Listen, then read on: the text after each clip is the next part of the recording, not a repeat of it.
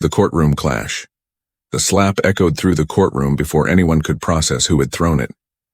A hush fell so heavy that even the ceiling fan seemed to stop spinning. The rookie officer, Ethan Cole, stood frozen, his palms stinging, his breath heaving, his eyes burning with the kind of fury that doesn't belong in a man sworn to uphold the law. Across from him, Judge Miriam Holt, the presiding magistrate, didn't flinch. She didn't raise her voice. She simply straightened her robe and looked at him with the calm of a storm that has already decided who will drown. The bailiff lunged forward, shouting, "Officer Cole, step back!" Gasps rippled across the room. A white rookie had just laid hands on a black judge in open court. The cameras of 2 local reporters blinked red, recording every second. "Are you done, officer?" Miriam's voice was low, steady, and terrifyingly controlled. She didn't blink, didn't tremble. Her gaze, deep and sharp behind wire-rimmed glasses, cut through his anger like a scalpel. Ethan's mouth opened, but no sound came. The rage that had fueled his arrogance for months suddenly began to melt into something unfamiliar. Fear. "Bailiff," she said evenly, "escort this officer outside before I decide to hold him in contempt." The crowd murmured a chorus of disbelief. As the bailiff reached for Ethan's arm, the young officer jerked away. "Don't touch me," he hissed. "I'm the one who risked my life arresting that junkie you're letting walk free. You think you know justice, Judge? You sit there behind that desk in your fancy robe." Her gavel came down once, a sharp crack that silenced him mid-sentence. "Officer Cole," she said, her tone quiet but commanding, "you will lower your voice. You will show respect to this court, and you will remember that your badge does not make you God." Ethan's jaw clenched. The veins in his neck pulsed. Somewhere in the back row, an elderly black man whispered, "Lord, he's done for." Judge Holt turned to the court reporter. "Let the record reflect that Officer Ethan Cole has been dismissed from testimony for gross misconduct and disrespect toward this court." Every word she spoke was like a hammer on steel. Ethan could feel his career bending under its weight. But pride and that toxic fire that had carried him this far and refused to let him back down. "You think you can ruin me with a few words?" he snapped, his voice trembling with the heat of humiliation. "You're just another—" The bailiff seized his arm before the sentence could finish, dragging him toward the door. The sound of his boots scraping against the polished floor filled the silence like a dying echo. Judge Holt exhaled softly and leaned back. The courtroom still buzzed with a mix of outrage and disbelief. To her, it was just another day balancing chaos and dignity. To Ethan, it was the day the world decided to teach him humility the hard way. Outside, the afternoon sun burned white-hot against the courthouse steps. Ethan stormed out, ripped off his cap, and threw it across the pavement. Cameras flashed. A reporter shouted, "Officer Cole, do you have any comment on the altercation?" He spun, his voice raw. "Yeah, I'll say this. No judge gets to humiliate me for doing my job. Not her, not anyone." His partner, an older sergeant named Donnelly, approached slowly, shaking his head. "You just picked a fight with the wrong person, kid. Judge Holt isn't someone you mess with. She's respected all the way up to the state bar." Ethan snorted, grabbing his cap from the ground. "She disrespected me in front of the whole damn city." "No," Donnelly said quietly. "You did that yourself." That night, the footage hit every local station. The headline burned across screens. "Rookie cop loses temper. Strikes judge during hearing." Within hours, social media turned him into a villain, arrogant cop, disgrace to the badge, and a poster boy for entitlement. His phone buzzed non-stop with messages he couldn't bear to read. His girlfriend, Melissa, sent one final text, "You're on your own." "Ethan, I can't do this." By midnight, his suspension order arrived.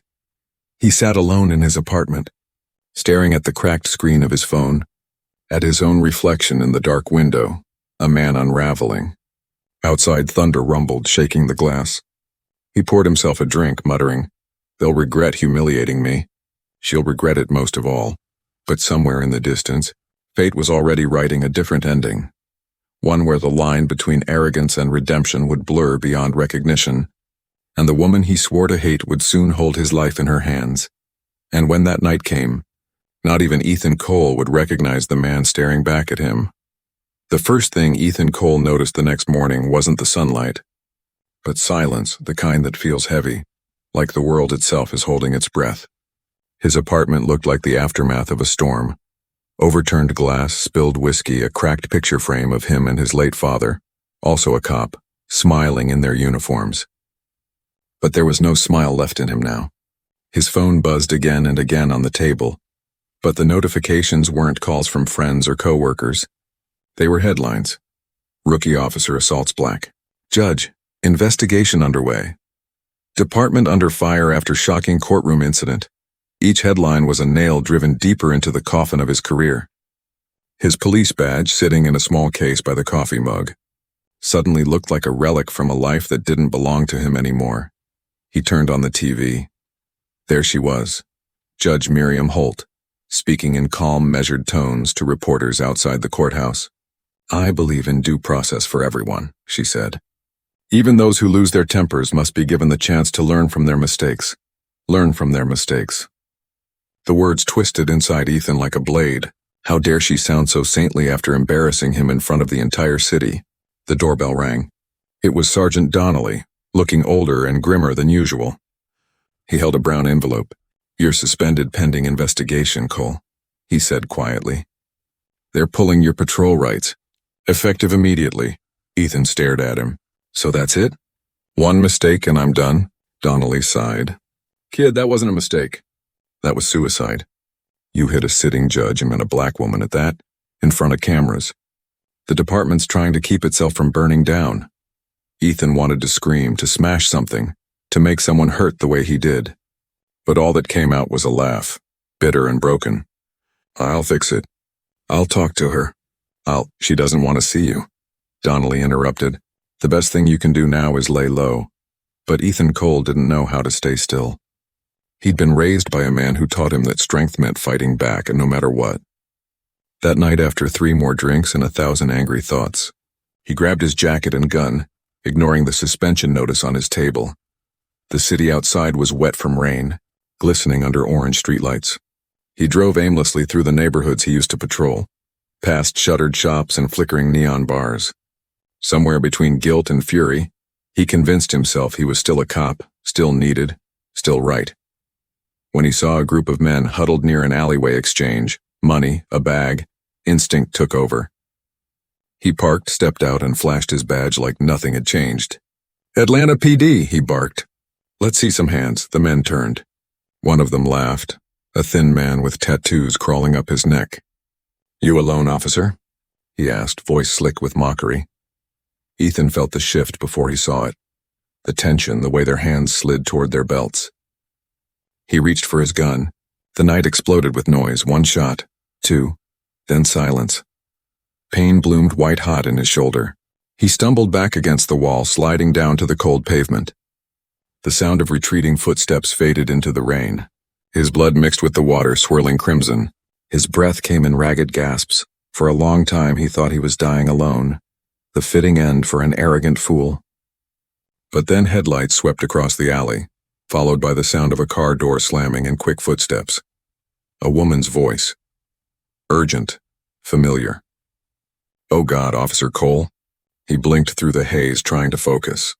A face leaned over him, composed, serious, haloed by the streetlight. Judge Miriam Holt. He tried to speak, but his throat tightened. You? He croaked. Why are you here? Saving your life, apparently, she said, tearing off her scarf and pressing it against his wound. Don't move. I called 911. Ethan let out a broken laugh, half pain, half disbelief. You should have left me. I don't leave anyone, she replied, her tone firm but gentle. Even the ones who've lost their way. He looked at her, the same woman whose authority he'd spat on, now kneeling in the rain, blood on her hands, holding him together. The humiliation he'd once felt in her courtroom was nothing compared to the humility of this moment. As the sirens wailed in the distance, she met his eyes. Do you believe in second chances, Officer Cole? He wanted to say no. He wanted to say he didn't deserve one. But the pain blurred everything into one truth. He was alive because of her. When the paramedics lifted him into the ambulance, his last sight was of her standing in the rain, silent, steady, and unshakably human, and for the first time in his life, Ethan Cole didn't feel angry. He felt small. He just didn't know yet that the night she saved him would open wounds far deeper than his bullet one, wounds neither of them were ready to face.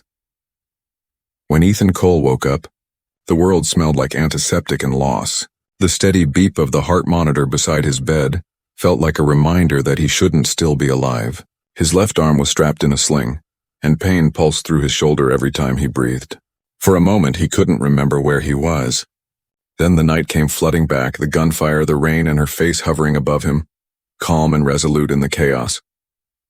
The nurse noticed his eyes open. "You're lucky," she said softly. "The bullet missed your artery by less than an inch. Another few minutes and you'd have bled out." He turned his head toward the window. The morning sun glowed weakly through blinds, painting the room in pale gold. "Lucky," she said. He didn't feel lucky.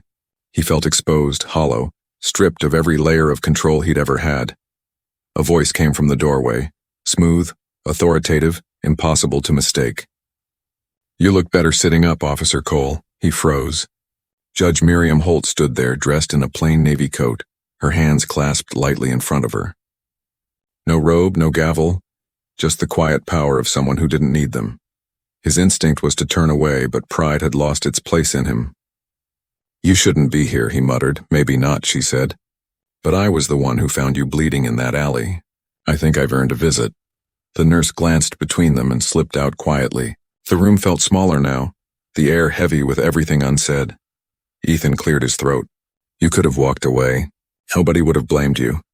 Miriam's expression didn't change. "If I'd walked away, I'd have betrayed everything I stand for." He looked at her then. Really looked. For the first time, he noticed the faint tiredness behind her eyes, the way she carried pain like a shadow she'd long accepted. "Why?" he asked. "After everything I said, what I did to you in court, why save me?" Her gaze drifted toward the window. "Because someone once saved me when I didn't deserve it either." There was a pause, long enough for the machines to fill the silence with their soft rhythm. Ethan waited, sensing a story buried beneath her calm surface. She finally spoke, voice low, deliberate. 20 years ago, my son, Marcus, was shot by a police officer. He was 19, unarmed, walking home from a study session. Ethan's chest tightened. "I didn't know. Most people don't. I kept my grief private. Anger makes easy headlines. Forgiveness doesn't." She looked at him now, her eyes steady. That officer was young too, scared. He said Marcus reached for something. I never saw what. But I spent years asking myself what justice really means, punishment or understanding. He swallowed hard. "And you? Forgave him?" "I tried," she said quietly. "Some days I succeed. Some days I fail." Ethan looked down at his bandaged shoulder. "Maybe I'm no different from him." "No," she said firmly. "You're alive, which means you still have choices. The question is what you'll do with them." Her words struck deeper than any reprimand could. Ethan wanted to speak, to apologize, but nothing felt big enough to fill the space between them. She moved closer to the bed, setting a small folded piece of paper on the table beside him. "I left my number there," she said. "When you're ready to talk, not as a judge and officer, but as two people trying to understand what went wrong, call me." Then she turned and left, her footsteps echoing down the hall like fading judgment. For days after, Ethan couldn't get her story out of his head. Marcus Holt, 19, unarmed. A boy who could have been him at that age or the son he might one day have. He started asking the nurses questions. When she visited, how long she stayed. They said she came every day that first week, never staying long. Always silent, one night unable to sleep. He turned on the hospital TV. A local news segment played. Judge Holt establishes Youth Justice Reform Program. The screen showed her speaking to a group of troubled teens. She looked nothing like the stern woman he'd faced in court. She looked human, compassionate, fiercely determined. And then the twist came, quiet but gutting. The reporter mentioned the foundation's name, the Marcus Initiative, named after her late son. Ethan's pulse quickened. The name carved through his guilt like lightning through dark clouds. He realized that every day she sat behind that bench, every time she spoke about fairness, she did it with her son's ghost sitting beside her. And the man who once mocked her authority had been given the same mercy she'd once prayed someone would show her child. That night, as the rain tapped softly against the hospital window, Ethan made a promise. Not to the department, not to the city, but to the memory of a mother who saved the man who reminded her of everything she lost. But redemption was never a straight path. Outside that sterile room, consequences were still waiting. Men who wanted revenge, a world that had already judged him guilty, and the painful truth that not all wounds could heal clean. And somewhere far from the hospital lights, another secret waited, one that would twist everything he thought he knew about the night he was shot. The kind of secret that would make him question whether Miriam Holt had really saved him by chance, or by something far more deliberate. The day Ethan Cole left the hospital, the city looked different. The same skyline that once filled him with pride now felt like a mirror of his failure. Reporters had already lost interest, moving on to the next scandal, but whispers remained. In every coffee shop and precinct hallway, his name lingered like a bad taste. The arrogant rookie who hit a judge and got shot. He drove aimlessly for hours, the sling biting into his shoulder, until he found himself parked outside the courthouse. He didn't know why he was there. Maybe some part of him still believed he could face his demons on the same ground where he'd fallen. Inside, the marble floors gleamed as if nothing had ever happened. But the whispers followed him even here. When he reached Judge Holt's chambers, her clerk looked surprised but didn't stop him. Miriam was seated at her desk reading case files, glasses low on her nose. The faintest shadow of recognition crossed her face. "Officer Cole," she said evenly. "I wasn't expecting you." He swallowed hard. "I didn't come to talk about the past. I came to thank you." She studied him for a moment, her expression unreadable. "Gratitude isn't owed, Ethan. Growth is." Her use of his first name startled him. "For months she had been your honor, ma'am. The embodiment of authority." Hearing his name in her calm voice felt like a kind of forgiveness he hadn't earned. He nodded slowly. "I've been thinking a lot about your son." A flicker of pain crossed her face, gone as quickly as it appeared. "What about him?" "I found out about the Marcus Initiative," he said softly. "I saw the news segment. You're trying to help kids before they make mistakes like I did." She closed her folder. "Marcus believed people could change.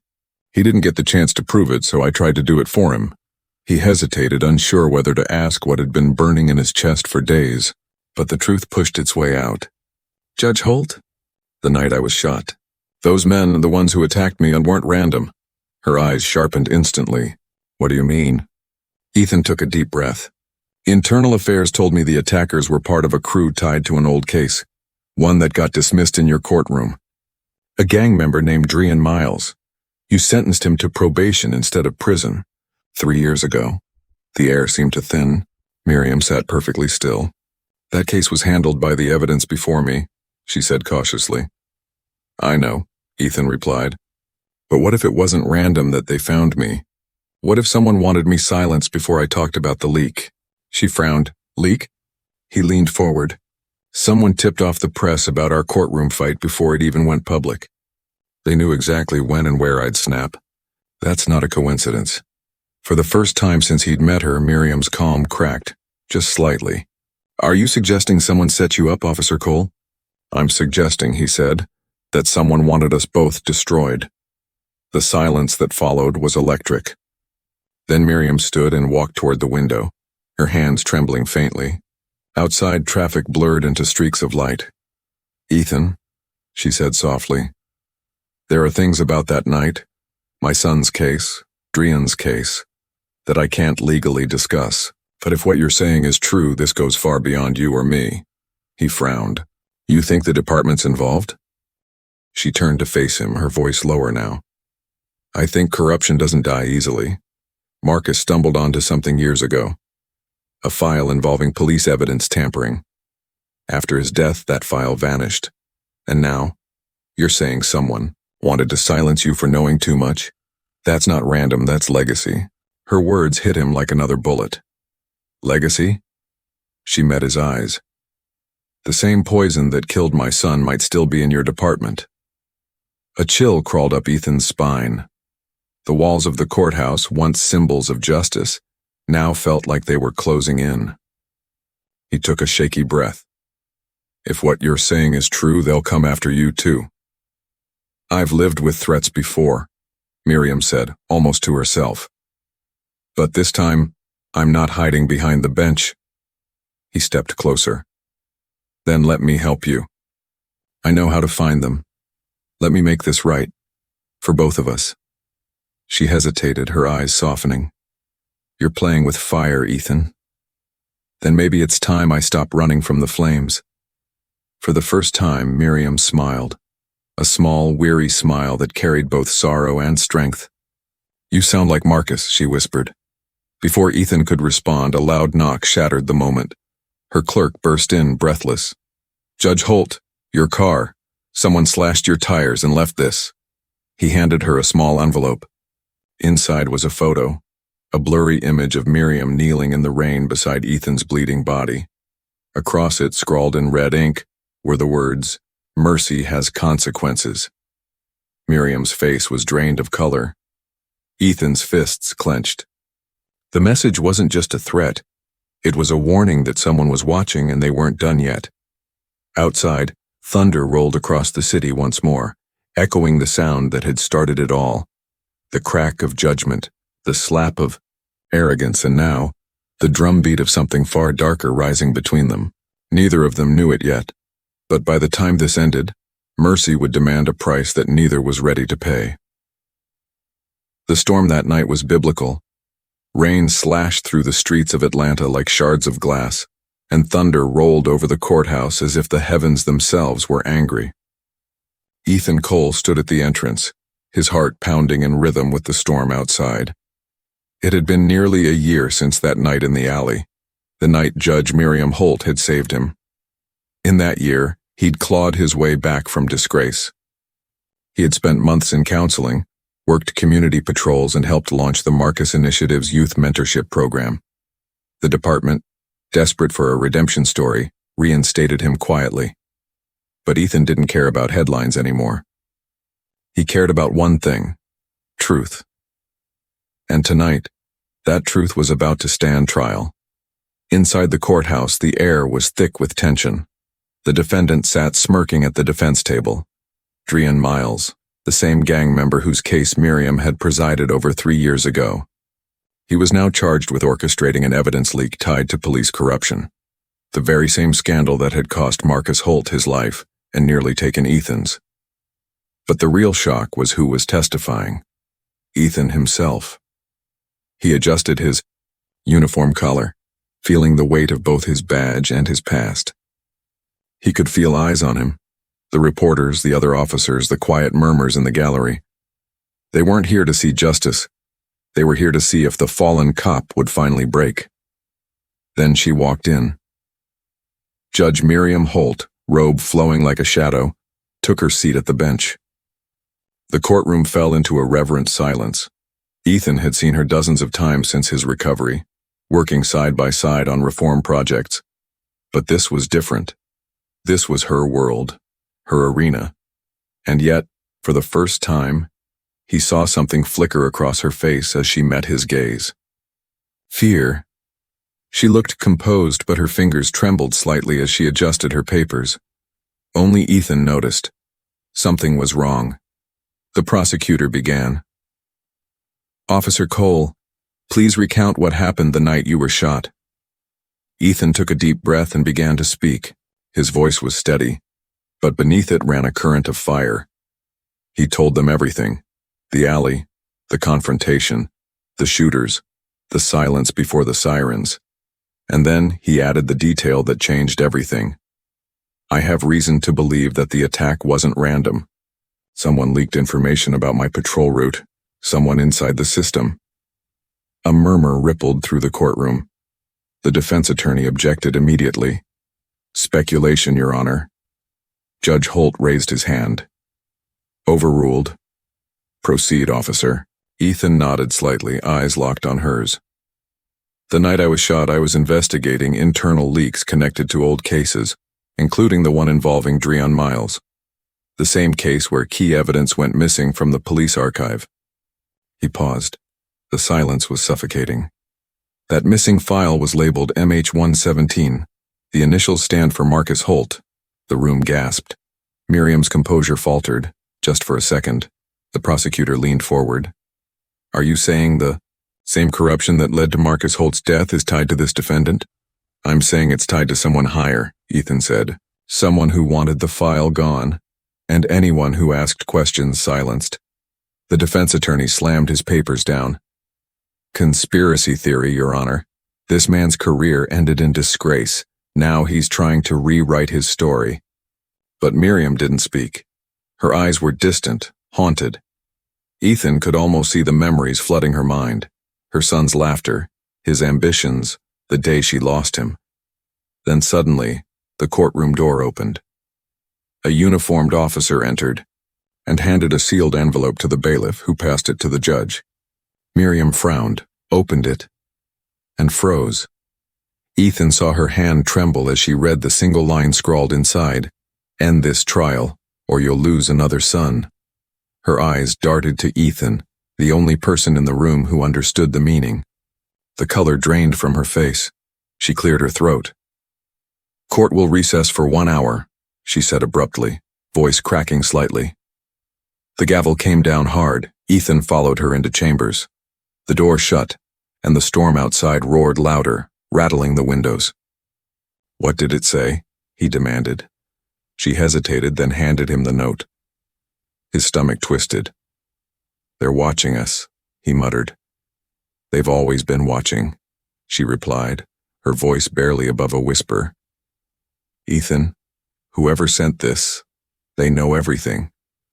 This trial isn't just about Dree and Miles, it's about cleaning the house, and they'll kill anyone who tries." "Then let them come," he said, his eyes blazing. "I'm done running." Miriam stepped closer, lowering her voice. "You remind me of Marcus. The same fire, the same danger. I won't lose another life to this system." He shook his head. "You saved me once, Judge. But this time, I will save you." Her lips parted, 1,000 unspoken words trembling on them. Gratitude, fear, something almost maternal. "Ethan," she whispered, "don't do anything reckless." But it was already too late. As lightning split the sky outside, Ethan opened the door and walked out, not as the disgraced rookie who had once struck a judge, but as a man walking straight into the storm he was born to end. And in that blinding flash of light, Miriam Holt knew this wouldn't end in a courtroom, it would end in blood. The storm had not yet passed when Ethan Cole stepped back into the courtroom for what would become the final trial of his life. The rain outside lashed against the tall glass windows like it was trying to wash away the corruption buried inside. The lights flickered once, as if warning that something was about to break. Judge Miriam Holt returned to the bench moments later. Her expression was different. A mask of composure stretched thin over fear. Ethan could see it in the tightness of her jaw, in the way her hand trembled before she gripped the gavel. When the bailiff announced, "All rise," the entire room stood, unaware that every breath, every heartbeat in that space was teetering on the edge of revelation. The prosecution resumed questioning. Ethan had barely settled in the witness stand when the courtroom doors swung open, and 2 internal affairs officers walked in, escorting a man in handcuffs. He was older, graying, dressed in a police uniform. Gasps rippled through the courtroom. Ethan froze. It was Captain Donnelly, his mentor, the man who had given him his first badge, and who had delivered his suspension letter with sorrowful eyes. Miriam's face went pale. "What is the meaning of this?" she demanded. One of the IA agents stepped forward. "New evidence, Your Honor. We've discovered that Captain Donnelly has been laundering evidence and coordinating payoffs connected to the Dree and Miles case, and several others. He orchestrated the hit on Officer Cole." Ethan's world tilted. "No," he whispered. "No, that's not possible." Donnelly lifted his eyes, and for the first time Ethan saw no warmth there, only tired contempt. "You should have stayed quiet, kid," he said flatly. "You had no idea what you were digging into. Why?" Ethan's voice cracked. "You were supposed to protect us. Protect justice." Donnelly gave a bitter smile. "Justice doesn't pay the bills, son. The system's dirty from the roots. I didn't make it that way. I just stopped pretending it wasn't." Miriam rose slowly from her seat. Her voice was calm, but it carried a trembling power that filled the room. "You killed my son." Every head turned toward her. Donnelly didn't deny it. He sighed, the weight of years pressing on him. "Marcus found the evidence logs I was skimming. He was a good kid, too good. I told him to forget what he saw. He didn't. Things got out of control. Ethan's breath caught. You shot him? Donnelly's silence was answer enough. Miriam's knuckles whitened around the edge of the bench. You've sat across from me for years pretending to serve justice, while you carried my child's blood in your hands. Donnelly looked at her, weary but unrepentant. I didn't plan for you to save the rookie, Judge, but fate's funny that way. Seems you can't bury the truth forever. At that moment, lightning illuminated the courtroom, casting them all in cold light. The judge, the corrupt captain, the broken rookie caught between them. The room was utterly still except for the storm outside and the shallow, uneven rhythm of Miriam's breathing. Take him, she said finally. Her voice was low, deadly calm. The bailiff stepped forward, cuffing Donnelly tighter. As they led him out, his eyes met Ethan's one last time. Remember this, Cole. The system doesn't change because of speeches. It changes when someone decides to burn the rod out. The doors closed behind him, leaving behind a silence so thick it felt sacred. Miriam sank back into her chair. The color had drained from her face. Ethan stepped forward instinctively. Judge Holt, you need to rest. But she was trembling, not from fear, but release. It's over, she whispered. After 20 years. It's finally over. He nodded, kneeling beside her. You did it. You gave Mark his peace. A faint smile touched her lips. No, Ethan, you did. You faced the fire, I couldn't. Her hand slipped from the bench, gripping his sleeve. Promise me something. Anything, he said. Don't let bitterness become your badge, she said softly. Justice without compassion is just revenge dressed up in a uniform. Before he could answer, she closed her eyes. Her breathing slowed. The courtroom erupted into motion, the bailiff shouting for help, the prosecutor rushing forward. But Ethan already knew. Her heart, strained by years of carrying the unbearable, had finally let go. As paramedics declared her gone, Ethan stood in stunned silence. The woman who had once sentenced him with words had now absolved him with her life. Days later, the city mourned. Her portrait, draped in black silk, hung above the courthouse steps. Reporters called her the judge who believed in mercy. Ethan delivered the eulogy, voice steady but eyes glassy with grief. She didn't just serve justice, he said. She taught it. She showed me that mercy isn't weakness. It's courage in its purest form.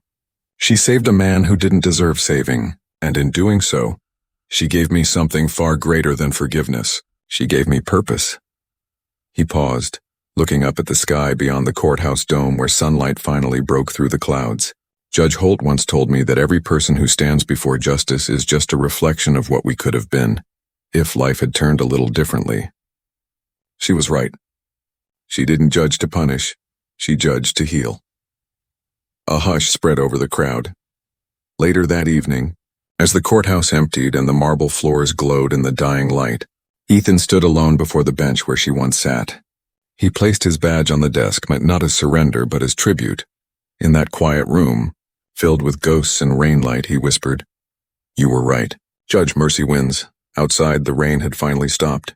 The city exhaled, and somewhere beyond the storm, justice, real justice, finally took its first clean breath.